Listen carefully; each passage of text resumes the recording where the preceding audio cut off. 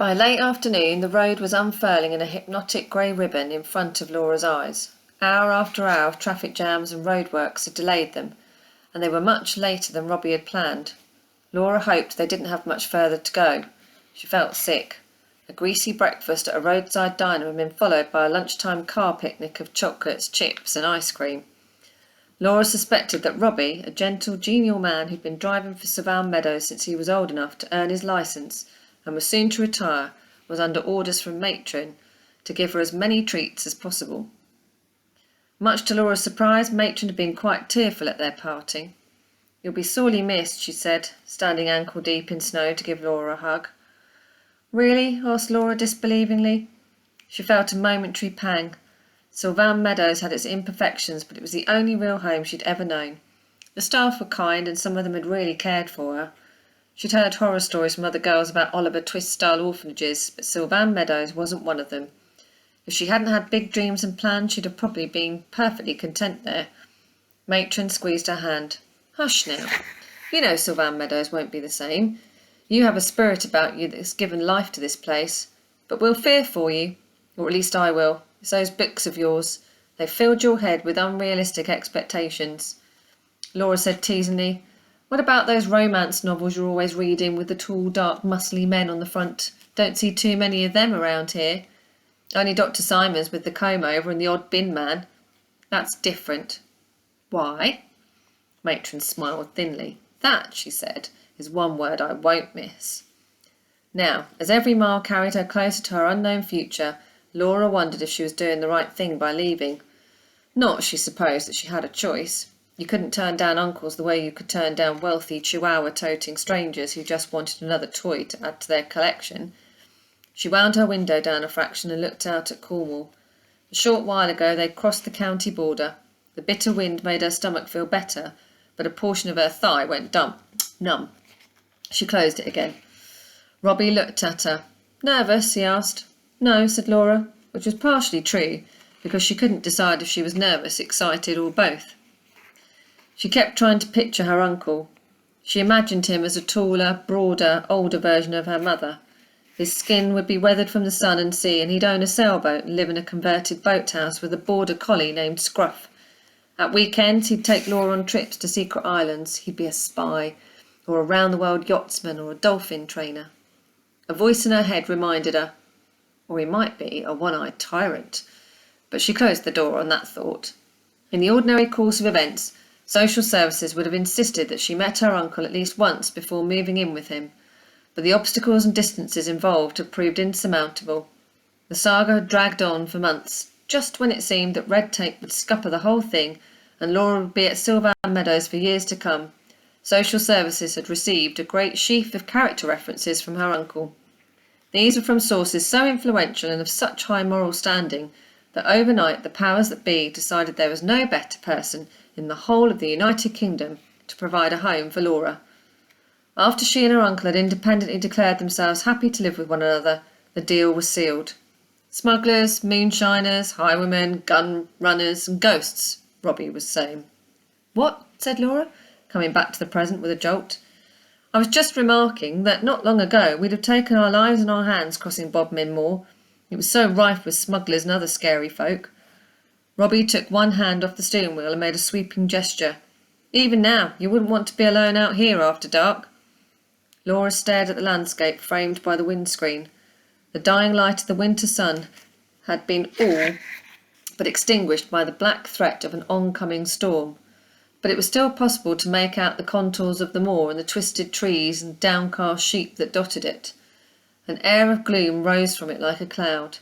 But rather than being frightened by it, Laura felt a rush of adrenaline. Now this was a setting worthy of a novel. "I don't spook easily," she told Robbie.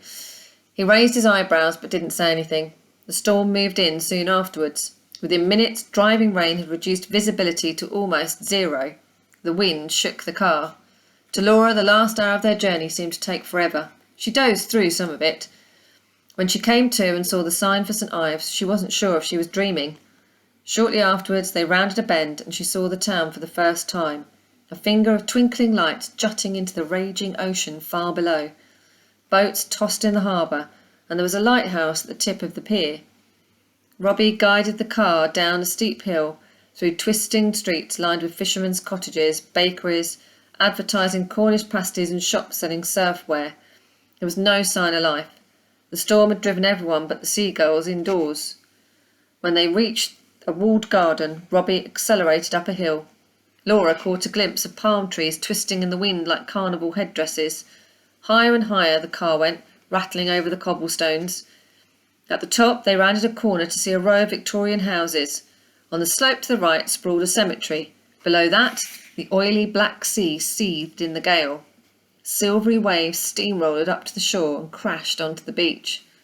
Robbie parked outside number 28. Aside from a gleam of yellow in the opaque rectangle of glass at the top of the heavy wooden door, the house was in darkness. The front garden was overgrown, the path checkered with weeds. Laura opened her door and the salty, rainy sea air and roar of waves blasted in. She climbed out of the car and looked up. There was something about the way the house reared back from the street, its attic eaves like watching black eyes, that made her feel as if she was about to step wide awake into one of her novels. All her life that's what she dreamed of, prayed for even. Now she recalled Matron's words, "Be careful what you wish for." Robbie set her suitcase on the wet pavement and followed her gaze upwards. "Just as well you don't speak easily," he said, adding, "This can't be right." In the light of a fizzing street lamp he checked the address, shielding the paper from a fresh speckling of rain. "How odd. This does seem to be correct. 28 Ocean View Terrace. Let's hope you're expected. Wouldn't be the first time there's been a mix-up." Laura went after him up the steps, rotting leaves squelching beneath her shoes. The door-knocker was a snarling tiger. Robbie lifted its head gingerly and rapped hard. From the bowels of the house came a guttural bark that seemed to spring from the slit beneath the door and slam into Laura's chest. A volley of similar barks followed. Laura grabbed Robbie's sleeve. "Let's go," she said. "I've changed my mind. I want to come back with you. Matron will understand. She can call and apologise. If you take me back, I'll be a new person, you'll see. No more questions, no more dreams, no more unrealistic expectations." Robbie looked at her. "Laura, this is your family. You can't change your mind. You belong here." You belong here. The words had an air of finality. Unbidden, Laura's gaze returned to the crooked rows of headstones and the flat-topped pine watching over them, whipped by the wind and rain. The barking grew more hysterical. From the other side of the door came a shouted curse, and the sound of claws skittering on wood. There was a snuffling and growling at the crack. Terror seized Laura. "Please, Robbie," she begged, "take me with you." A key scraped in the lock and the door screeched on its hinges, as if it were not accustomed to opening. The ink-black figure of a man stood framed against the yellow light with a wolfhound at his side. The slope of his shoulders and knot of muscles in his forearm as he gripped the creature's collar spoke of an immense power, carefully restrained. The smile left Robbie's face, and he stepped forward uncertainly. "Laura," he said, "meet your uncle." Okay. Hopefully you're looking forward to chapter 2. Let's see what her uncle is going to be like and what mysteries are going to be surrounding where they live. Okay, I think it's going to be Miss Heinard reading chapter 2, so I hope you listen in and find out more. Okay, see you soon. Bye.